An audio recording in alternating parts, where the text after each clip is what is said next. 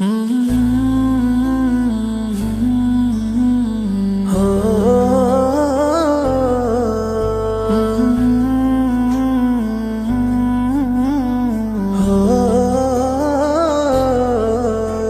رسول الله يا حبيب الله يا شفيع خير البراء يا رسول الله يا حبيب الله يا شفيع خير البراء يا رسول الله يا حبيب الله يا شفيع قمر الدجى رسول الله يا حبيب الله يا شفيع Alhamdulillahi Rabbil Alamin wal aqibatil muttaqin. Assalatu wassalamu ala ashrafil anbiya'i wal mursalin wa ala alihi wa sahbihi wan nasi ajma'in. Amma ba'd. Faqad qala Allah ta'ala fil Qur'anil Karim, inna Allaha wa malaikatahu yusalluna 'alan nabi ya ayyuhalladhina amanu sallu 'alaihi wa sallimu taslima. Allahumma salli ala sayyidina Muhammadin wa ala ali sayyidina Muhammadin wa barik wa sallim alayhi.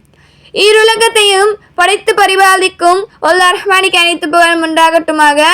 இன்னும் கண்மநாயகம் ஸல்லல்லாஹு அலைஹி வஸல்லம் அவர்கள் மீதும் சஹாபாக்கள் மீதும் தாபீங்கள் தபா தாபீங்கள் நாதாக்கள் சுஹதாக்கள் இன்னும் உங்கள் மீதும் என் மீதும் அல்லாஹ்வின் சாந்தியும் சமாதானமும் என்றென்றும் நின்று நிலவற்றுமாக.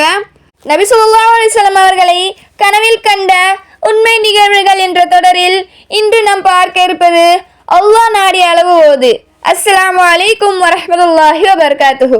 அபுல் வக்ஃபா அல் காரி ரஹ்மத்துல்லாஹி அவர்கள் கூறுவதாவது, ஒரு நாள் நான் அரசனின் அரண்மனையில் திருக்குரான் ஓதிக்கொண்டிருந்தேன்.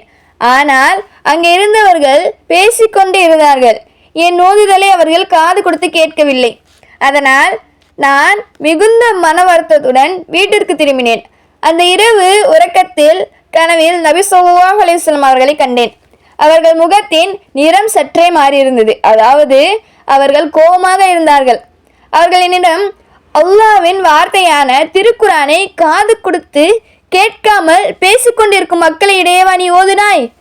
இதன் பிறகு அல்லாஹ் நாடிய காலம் வரை நீ ஓதாதே என்று கூறினார்கள்.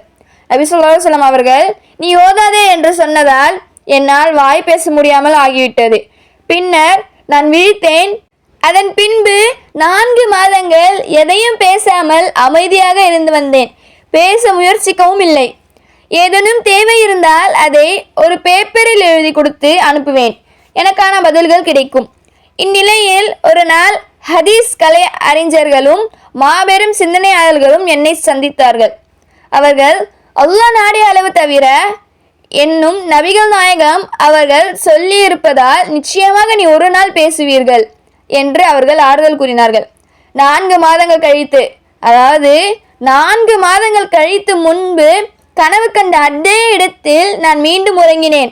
அப்பொழுது கனவில் நபி ஸல்லல்லாஹு அலைஹி வஸல்லம் அவர்கள் மீண்டும் கண்டேன். இந்த முறை அவர்களின் முகம் மகிழ்ச்சியாக ஒளிர்ந்தது.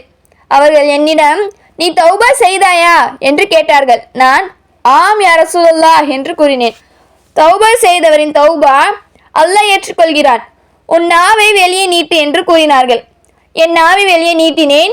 அவர்கள் தமது சுண்டு விரலால் என் நாவை தொட்டு தடவினார்கள். நீங்கள் மக்கள் முன்னணியில் அல்லாஹ்வின் வேதத்தை ஓதிக்கொண்டிருக்கும் போது அவர்கள் கேட்காமல் பேசினால் அவர்கள் செவி மடுக்கும் வரை உன் ஓதுதலை நிறுத்திவிடு என்று கூறினார்கள். அக்கணமே நான் விழித்தேன். அல்லாஹ்வின் அருளால் என் நாவு மீண்டும் திறந்து பேசத் தொடங்கியது. அல்ஹம்துலில்லாஹ். குர்ஆன் ஓதப்படும் பொழுது அதை காது கொடுத்து கேட்காமல் இருப்பதும் பேசிக்கொண்டிருப்பதும் குர்ஆனை அவமதிப்பது போன்று ஆகும். குர்ஆன் ஓதப்படும் சத்தம் ஓசை வெறும் ஓசை அல்ல, இறைவனின் வார்த்தைகளை தாங்கிய ஓசை. ஓதப்படும் குர்ஆன் காது கொடுத்து கேட்பது ஈமானின் அடையாளம். எனவே நாம் அனைவரும் எந்த ஒரு இடத்திலும் குர்ஆன் ஓதும் நேரத்தில் அலட்சியமாக இருந்து விடாமல் இருக்க அல்லாஹ் ரஹ்மான் தௌஃபீக் செய்வானாக. வாஹிரு தஅவானா அல்ஹம்துலில்லாஹி ரப்பில் ஆலமீன். அஸ்ஸலாமு அலைக்கும் வரஹ்மத்துல்லாஹி வபரகாத்துஹு.